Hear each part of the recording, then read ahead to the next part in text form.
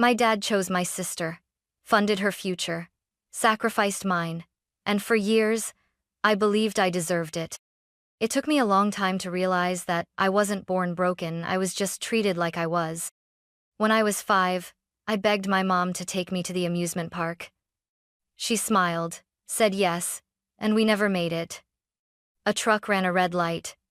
I survived. She didn't. After that, my father stopped looking at me the same way, or maybe, he stopped looking at me at all.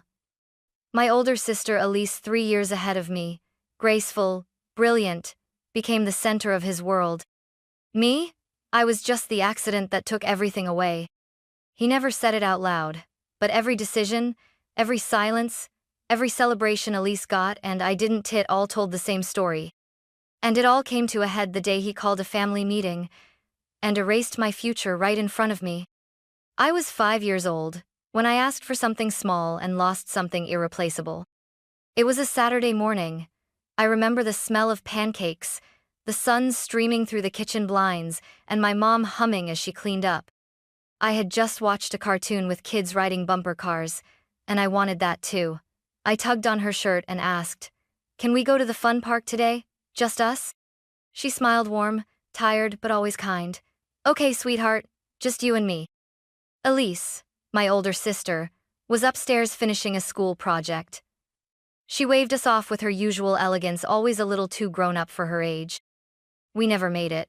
A delivery truck blew through a red light. One blink, and everything I knew disappeared. The next thing I remember was waking up in the hospital. My arm was bandaged. I had scratches on my face. My sister stood beside my bed, pale and stiff. And my father, he just stood there, silent, cold. He didn't hug me. He didn't ask if I was okay. He just stared, like he was seeing something broken that couldn't be fixed. My mom was gone. I didn't understand the weight of it then, but I felt something shift. My dad stopped being a father and became a shadow. He still lived in the same house, but his warmth was gone. He moved mechanically, cooking, driving, working, but never really being there. It was like I had taken away the only person who made him feel alive. And because I had survived while she hadn't, I became the scar he couldn't bear to look at. Meanwhile, Elise became everything. She was old enough to remember Mom's perfume, her bedtime stories, her hugs. She was old enough to grieve properly. Dad clung to her like she was the last living piece of the woman he lost. He drove her to dance classes, helped her with science projects, bragged about her to coworkers. On my 6th birthday, I got a toy and a nod. On hers?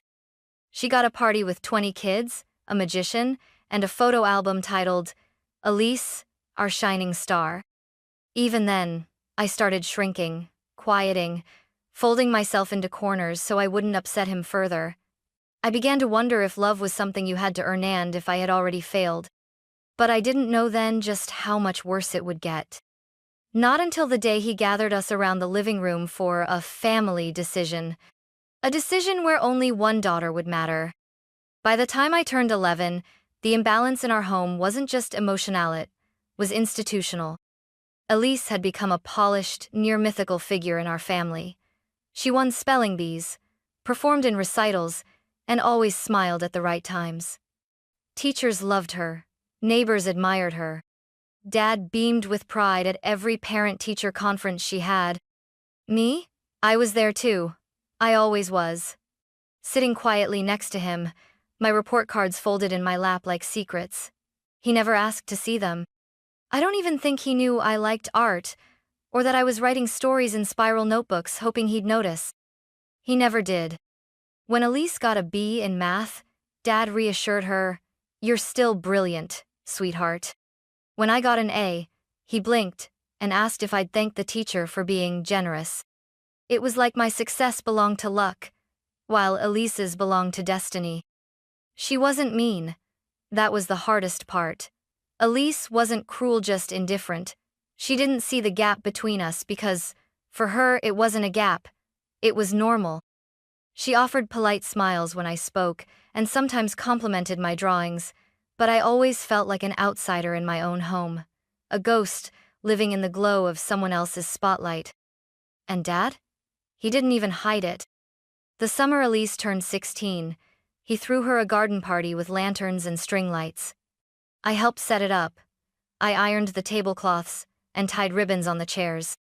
When guests arrived, he introduced Elise like she was royalty. When one neighbor asked, "And what about your younger daughter?" he laughed and said, "Sarah's the quiet one. She likes books and stuff."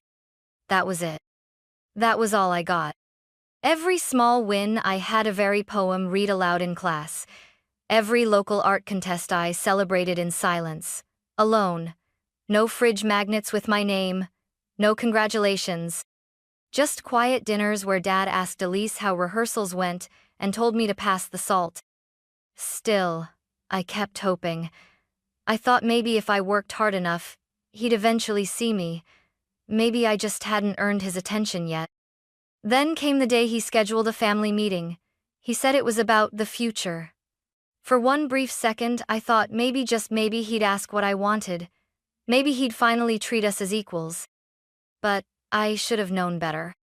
That night, in that living room, my place in the family was decided once and for all. It was a Tuesday evening when Dad called us into the living room.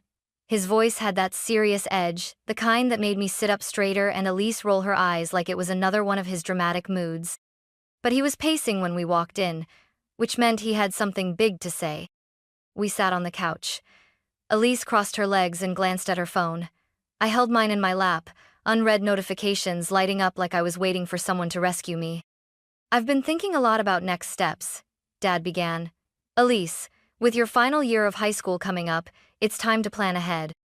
I felt my chest tighten, but I didn't say anything. I'd been researching colleges too quietly. Scholarships, community colleges, online courses, anything I could afford without burdening him. I thought maybe, just maybe, this was a conversation for all of us. He turned to Elise. "I've decided we're going to focus our resources on getting you into NYU. Your mom always dreamed of one of you going there." I blinked. "Wait, we?" Elise lit up. "Seriously? You'd pay for that?" Dad nodded. "I'll cover tuition, housing, everything. We'll make it work." My mouth went dry. I waited for him to glance my way, to say something like, "And Sarah, we'll figure out your plan too," or, "Don't worry, we'll support you both." But he didn't. Instead, he looked at me and said, almost like an afterthought, "It just makes more sense to invest where the returns are clearer. You understand, right?" Returns. Like I was a bad investment. I wanted to scream, to ask him if he'd ever even read one of my stories, if he remembered that I got into the same honors program as Elise last year, if he knew I'd been working at the bookstore part-time to save for college while Elise was going to brunch with her drama club. But I didn't say anything.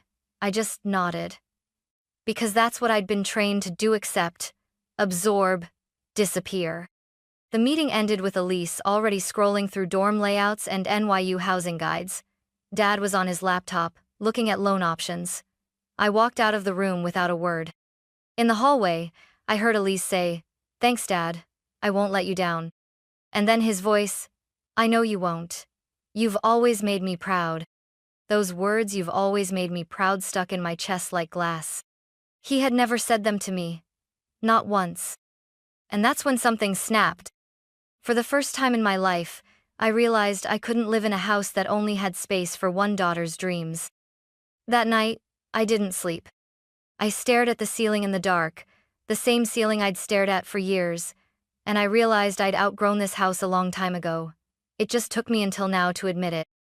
I moved slowly, quietly, like muscle memory. I pulled my old duffel bag from the closet, the one I used on school trips. I folded a few outfits, my notebooks, my laptop. I packed the small stack of letters I'd written but never sent tones meant for my mother. I didn't take much, not because I didn't have more, but because very little in that house ever truly felt like mine. The only sound was the zipper. I left a note. Short. Simple. "I need space. Don't look for me, Sarah." And then, I walked out the front door before the sun even rose. I didn't have a destination. No dorm waiting, No savings worth mentioning. But I had something new, the quiet burn of dignity. I'd been invisible in that house for years, but out there on my own I could be anything. The first few nights were the hardest. I stayed with a coworker from the bookstore, Jess.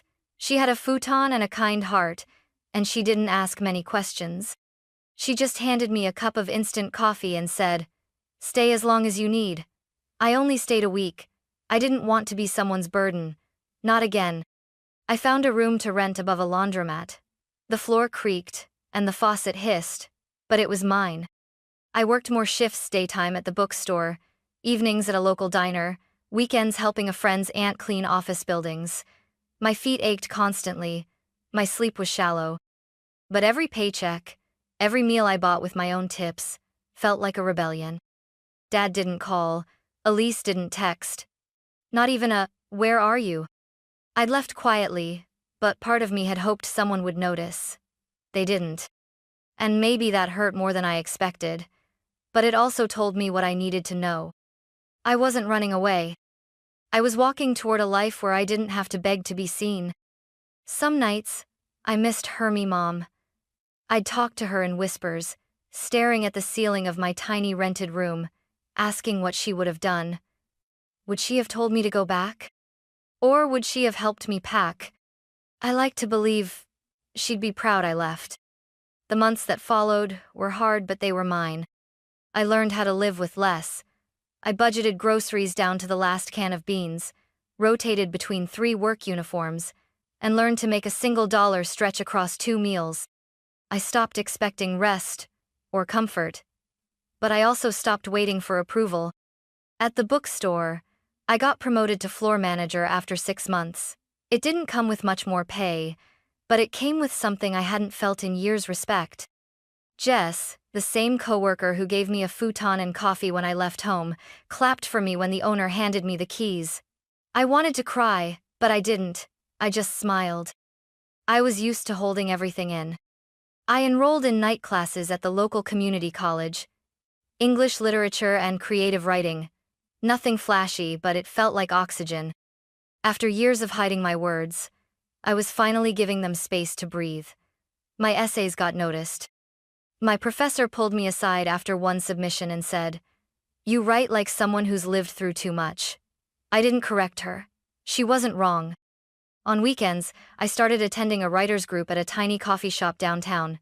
There were 5 of us: retired nurse, 2 grad students, a barista who wrote fantasy fanfic, and me. They didn't care about my past. They cared about my pages. It was the first time in my life I was surrounded by people who didn't compare me to anyone. No Elise. No, she's the quiet one. Just Sarah. A girl with ink-stained fingers and stories that finally had a place to land. We started hosting board game nights, potluck dinners, birthday surprises that actually felt like celebrations. It was messy and chaotic and imperfect, and it was more family than I'd ever had at home. I still thought about them sometimes, Dad and Elise. I'd see posts online about her going to NYU, studying fashion marketing, taking internships in glossy buildings I'd never set foot in. Her life looked effortless, curated, like a magazine spread. Mine was held together with coupons and duct tape. But I didn't envy her. Because for the first time ever, no one was handing me anything. And that made everything I built feel real. I had scars, sure, but they weren't shameful anymore. They were proof I had survived. And I had no idea that soon, the very man who'd once erased me would come back, needing something only I could give. It was a Thursday night. I had just closed the bookstore, the bell above the door still ringing in my ears when my phone buzzed. Unknown number. Normally, I'd ignore it. But some chill I couldn't explain made me pick up. "Hello?" There was a pause. And then, "Sarah?" My heart stilled. I hadn't heard that voice in 3 years. I hadn't even let myself imagine what it might sound like after all that silence. But there it was, hollow, hoarse, and older. It was my father. I didn't answer right away. He continued nervously, "It's been a while. I wasn't sure you'd pick up." Silence stretched between us like a wire pulled tight. My hand clenched around the phone. What do you want? I said, finally. He sighed. I was hoping we could talk. Elise is having a hard time. Things didn't go the way we thought. And, well, we're in a bit of trouble. There it was. Not, I miss you. Not, how are you? Just trouble. What kind of trouble? I asked flatly. There was a rustle on the other end. Papers? Receipts? She lost her job after the company downsized, he said. The startup didn't take off like we hoped. I'd taken some financial steps to help her get it going. Loans. Equity from the house. Things are tight. I thought maybe you could help. I almost laughed. He wanted my help? After investing everything emotionally, financially, completely into Elise? I felt heat rise in my chest. For a moment I was 5 again, watching my mom wave goodbye through the rearview mirror. I was 16 again, hearing him call Elise brilliant, while I cleared the table in silence. You should ask Elise, I said. She's the one you believed in. He didn't respond right away. When he did, his voice cracked. She can't. She's trying, but she's struggling. We both are. Struggling. Like I hadn't. Do you remember, I asked, when you told me it made more sense to invest where the returns were clearer? Sarah. No, really. I cut him off. Do you remember saying that to your own daughter? Do you know I worked 3 jobs after leaving home? That I slept in a room above a laundromat just to avoid drowning in the shame of being invisible in my own house? His silence was answer enough. I exhaled. You didn't lose me because Elise failed. You lost me long before that when you chose to believe I had nothing worth investing in. I was grieving, he whispered. I lost your mother. And I lost her too, I snapped. But I didn't punish you. I didn't punish Elise. You punished me for surviving. For a moment, I almost felt bad. Almost. Then I remembered my bruised pride, my empty birthdays, the scholarships I applied for without his signature because I was too ashamed to ask. I'm sorry, he said. His voice was soft, shaken. I see now what I did, and I hate it. I truly do. I didn't know what to say. Part of me had waited my whole life for an apology. And here it was too late, too broken, and too full of regret. I'm not your safety net, I finally said. You didn't build that in me. I built it for myself, and it's not for sale. I hung up before he could reply. I stood in the cold, the streetlights casting gold over the bookstore windows. My phone trembled in my hand. So did I. But not from fear. From power. For the first time, I wasn't a forgotten daughter. I was someone who could say no. And mean it. I didn't sleep much that night. After hanging up, I sat on the edge of my bed, the weight of the past 3 years pressing down on my chest like a sandbag. He had actually asked me for help me. The daughter he had dismissed, ignored, erased. But even more disturbing than his call was the growing question in my mind. What had really happened to Elise? A week later, my curiosity won. I reached out to an old neighbor from back home, Mrs. Halpern, who had always been kind to me, even if she tiptoed around Dad's favoritism. We hadn't spoken since I left, but she answered warmly. After some small talk, I carefully brought up the reason for my call. Her voice dropped immediately. Oh, honey, you haven't heard? Heard what? Elise's company went under months ago. Some fashion tech thing burned through investor money in under a year. Your dad was one of the biggest backers. I swallowed. He invested in her? He didn't just invest, she said. He remortgaged the house, took out 2 loans. Word is, he even pulled money from what was supposed to be his retirement. I went quiet. Mrs. Halpern continued, more gently now. I saw him the other day. He looked tired, not just old, defeated. It was hard to picture. My father had always been solid, unbending, cold, yes but strong in his certainty. To imagine him cracked open by consequences? That was new. A few days later, I got a message from Jess's coworker and closest friend who'd gone to high school with Elise. Guess who I ran into at Union Square? She texted, along with a blurry photo. Elise, in an oversized hoodie, sunglasses perched on her head, sitting alone on a bench with her phone and a cup of cheap gas station coffee. She looked wrecked, Jess wrote. No glam, no makeup. I almost didn't recognize her. I stared at that image for a long time. The girl who used to sparkle at recitals, who once got a birthday party with lanterns and live music, who had been untouchable, unshakable. Now she looked like me, 3 years ago. I thought I would feel satisfied, vindicated. I didn't. I just felt tired. Not out of pity but because I realized that all of us had been caught in the same storm. The pedestal Dad put her on hadn't protected her, it had paralyzed her. He'd poured everything into her, until neither of them could stand on their own. But I had learned how to. I didn't call her. I didn't reach out to Dad again. Instead, I opened my laptop and wrote a new story. This time, not for a class or a contest but for me. It began with a girl who didn't know she was allowed to leave. Until she did. Weeks passed. I didn't hear from Dad again, and I didn't expect to. After years of silence, followed by a single desperate call, there was nothing left to say. The hole he'd carved out in my childhood didn't suddenly fill because he'd finally noticed it existed. And Elise never reached out either. I sometimes wondered if she even knew he had called me. If she ever thought about the years she got everything I didn't. If she ever considered apologizing. But the truth was I wasn't waiting for her apology. I wasn't waiting for anyone's anymore. Instead, I was filling my days with life.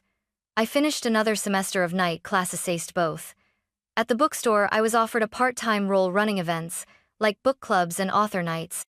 For the first time, people wanted to hear my voice, my ideas. I wasn't the background character in someone else's story, I was the narrator now. I still lived in that tiny apartment above the laundromat. The walls were thin, the window stuck sometimes. But when I curled up with a mug of tea and a book I loved, surrounded by quiet I had earned, I felt something close to peace. One evening, I got a text from my professor. Your short story was selected for the State Lit Showcase. You're in. I stared at it for a full minute, then smiled. Not because I needed anyone to be proud of me, but because I was finally proud of myself. That night, I pulled up my drafts folder and added something to the story I'd started weeks ago, the one about the girl who left. I wrote, she didn't need the people who never chose her, because she had finally chosen herself. That was the truth of it, really. I hadn't healed by hearing, I'm sorry. I hadn't needed them to fall apart to know I was worthy. I had built a life without them, a quiet, beautiful, honest life. And no one could take that from Minot Elise. Not my father. Not the ghost of a childhood spent chasing crumbs of affection. I didn't hate them, but I didn't owe them anything either. They had made their choices. Now, finally, I had made mine. And I chose me.